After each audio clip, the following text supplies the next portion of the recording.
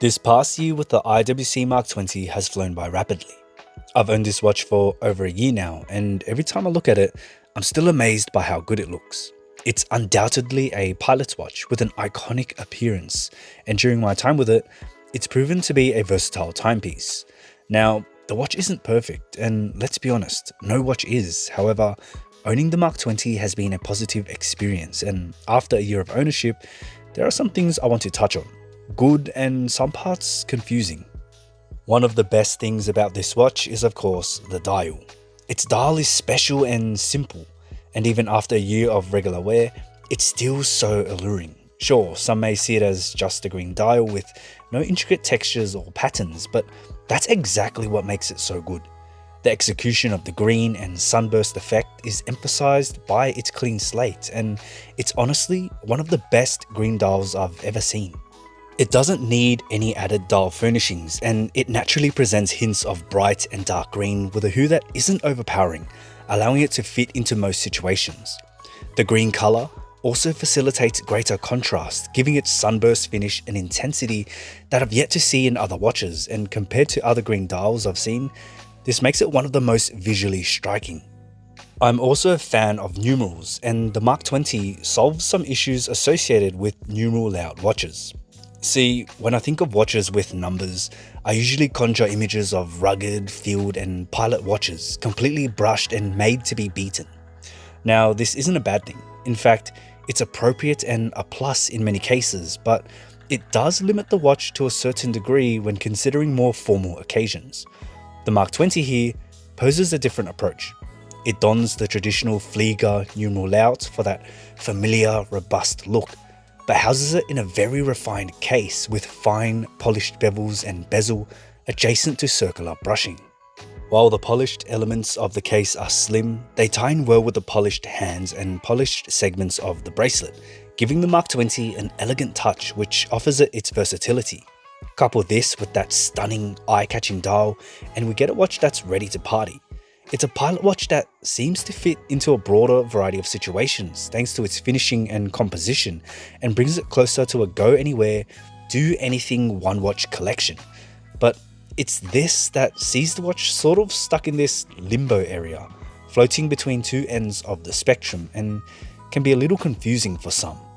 It looks like a pilot's watch, a damn good one at that, but I can't help but feel like it can feel a little too fancy at times for a pilot's watch, which does sound silly when I say it, but it's the best way I can describe it. And don't get me wrong, it's not a bad thing, just something to consider when you're considering a pilot's watch.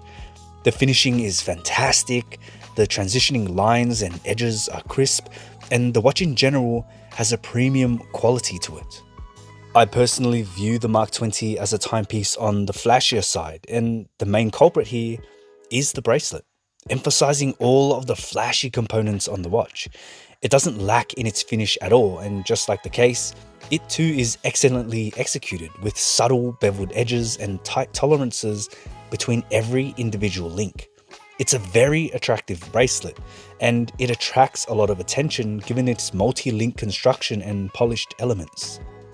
Putting the Mark XX on a strap definitely helps to remedy this flashiness if you're looking for a more under-the-radar tool watch appearance and pure pilot aesthetic, and it works incredibly well on many straps too. But for me, the bracelet is just too good to pass on. It's one of the best bracelets I've ever handled in fit, finish and function. It's insanely well built and incredibly engineered, providing a really unique user experience that makes the watch feel special compared to its competition. It's an impressive aspect of the watch, and for me, it's what pushed the Mark XX to stand out from the rest of the pilot watch crowd, and in my opinion, plays a big part in the price justification. It's what gives the Mark XX its versatility in the first place, and while it does sway the watch away from the traditional tool-like pilot watch formula, it kind of breathes new life into the category and allows it to compete with the likes of a Datejust and Aquaterra. The bracelet really is the highlight of the watch for me. It looks great, it's functional, it's user-friendly, and it's just well thought out and well built. I highly recommend getting it with the bracelet, as I feel it completes the whole package and gives the Mark XX an edge over others. Without it, it just isn't as enticing, especially when you consider options from other pilot watch manufacturers like Laco and Stover. The dimensions will work for the majority of people, with its 40mm case being a sweet spot for most, and while the lug-to-lug of 49.2mm did sound a little daunting on paper, it really isn't too bad when worn. The way the lugs and end links of the bracelet drape downwards naturally contour the links around the wrist, and even on my 6.5-inch wrist, the wearing experience has been much better than expected. It's relatively thin at 10.8mm, giving it a balanced feeling and slides under the cuff with ease, suitable for events where you're dressing up. It has 100 meters of water resistance for added peace of mind when around water, and has fared quite well in accuracy, with mine seeing +2 seconds a day on average. While there isn't anything super special about its specs, the healthy 120-hour power reserve is one I found to be quite convenient, ensuring it stays running for longer, and has been rather nice since I frequently change watches throughout the week. Now, I'm usually not too fussed about Lume on a watch, but every time I glance at the Mark XX in the dark, it just feels like a missed opportunity.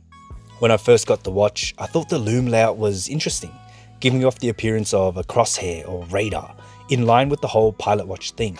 But as time went on, I came to feel disappointed by it, as I think it would be better off with Lume on all the hour markers or numerals instead.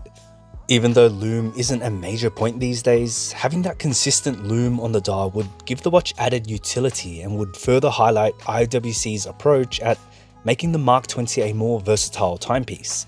Regardless, the Lume itself is bright and does get the job done for me if I'm just looking for a rough reference of the time at night.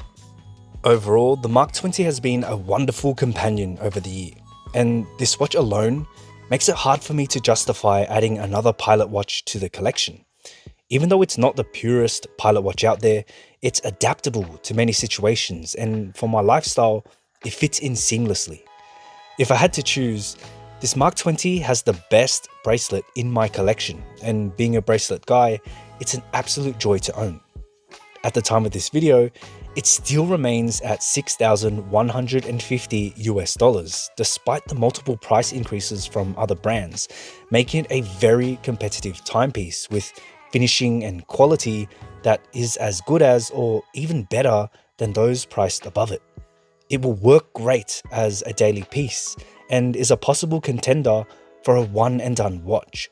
I wouldn't say it's the most well-rounded watch, but it will tick a lot of boxes and be the right watch for those who prefer the pilot watch format.